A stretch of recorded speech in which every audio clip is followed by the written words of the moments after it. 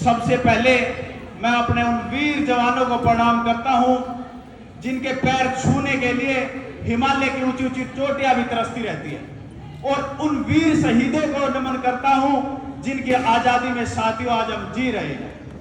साथियों, ये जिंदगी, ये जीवन हमें एक बार मिला है, इसमें कभी भगवान से कभी कुछ मत मांगना, बस एक ही बात कहनी है, ए भगवान हमें कुछ दे तो देशभक्ति का जुनून देना, ए भगवान हमें कुछ दे तो हिंदुस्तान वतन देना, ना देना दौलत ना देना शोहरत, कोई शिकवा नहीं मुझे, हर बार इस मिट्टी की संतान बना देना, हर बार इस मिट्टी की संतान बना देना।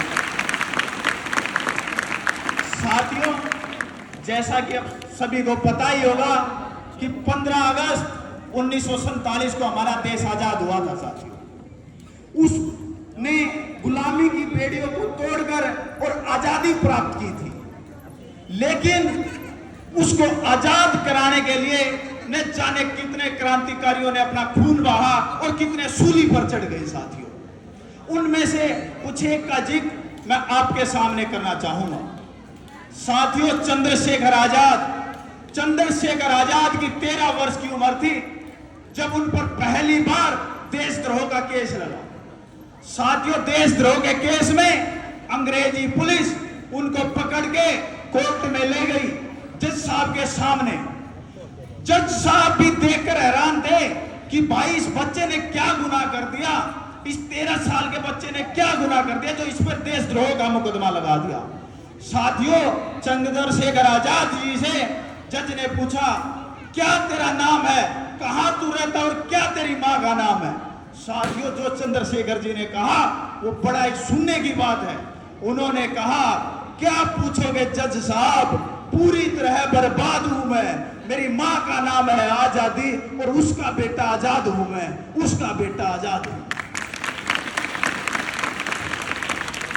साथियों, आजादी की खातिर अंग्रेजा ने बहुत लड़ी थी रहे, आजादी की खातिर अंग्रेजा ने बहुत लड़ी थी रहे।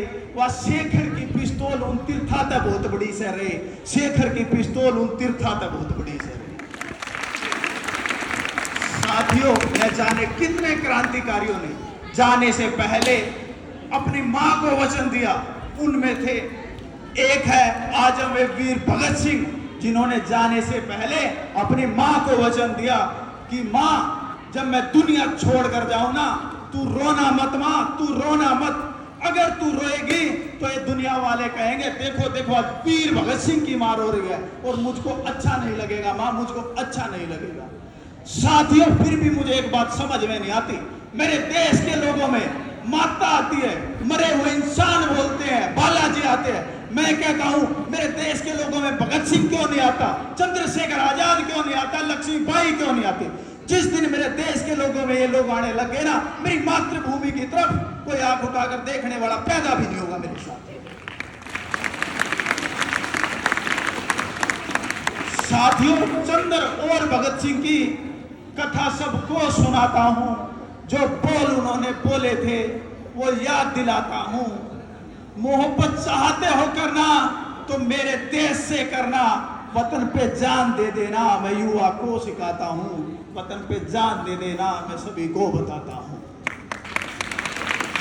साथियों, आजकल क्रेज चल रहा है गर्लफ्रेंड बॉयफ्रेंड का, उसके ऊपर मैं कहना चाहूंगा मेरे भाइयों, आशिकी तो भगत सिंह अरबी कर लेते, अरे आशिकी तो भगत सिंह अरबी कर लेते, उस टाइम के छोरी ना थी तो टाटा ने भी बतेरा देखा के करन चोरी ना थी, अरे ताले तो वे भी तोड़ लेते, के किते तिजोरी ना थी, ब्याह कराने का था उनका भी जी कराया होगा मेरे भाइयों, उनके नाम की के कोई गोरी ना थी, उनके नाम की के कोई गोरी ना थी।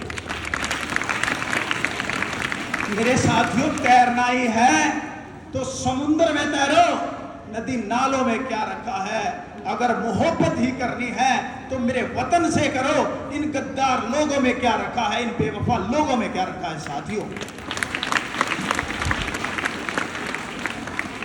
मेरे भाइयों, सुखदेव को जब फांसी होनी थी, फांसी से पहले सुखदेव जी की माता उनसे मिलने के लिए जेल में गई और बोली, सुखदेव भाई तू इबे नहीं जा सकता, मेरे लाल इबे तू मने छोड़ कर नहीं जा सकता।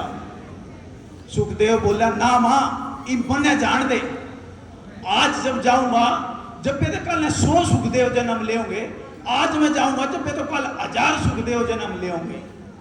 यो क्या था साथियों, यो एक देशभक्ति का जज्बा था, एक वतन के प्रति प्रेम था, यो एक नशा था देशभक्ति का।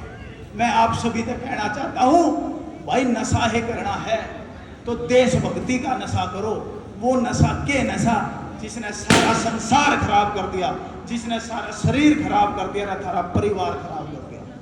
साथियों, पहले आजादी के लिए प्रूव करना पड़ता था कि मैं भाई एक स्वतंत्रता सेनानी हूं, सूली पे चढ़ना पड़ता था, अपना खून बहाना पड़ता था। लेकिन आज वैसा नहीं है साथियों। मैं कहता हूं आज तो स्वतंत्रता ऐसे सिद्ध हो जाती है, आप अपना जो भी काम कर रहे हो उसको ईमानदारी से करो। आप अगर पढ़ाई कर रहे हो तो अच्छी ईमानदारी से करो, एक आप सच्चे देशभक्त हो। अगर मेरे अध्यापकगण जो भी सुन रहे हैं, ये अपने बच्चों को अच्छे से पढ़ाए, ईमानदारी से पढ़ाए, आपकी देशभक्ति वहां सीमित हो जाती है, वहां आपने अपना काम कर दिया। आज हमें किसी सूली पे नहीं चढ़ना, आज हमने किसी कोई खून नहीं मारा। साथियों, अपने काम को ईमानदारी से करना एक सच्चे देशभक्त का काम है। बहुत बहुत धन्यवाद, आपने इतनी ध्यानपूर्वक मेरी बातें सुनी। जय हिंद, जय भारत।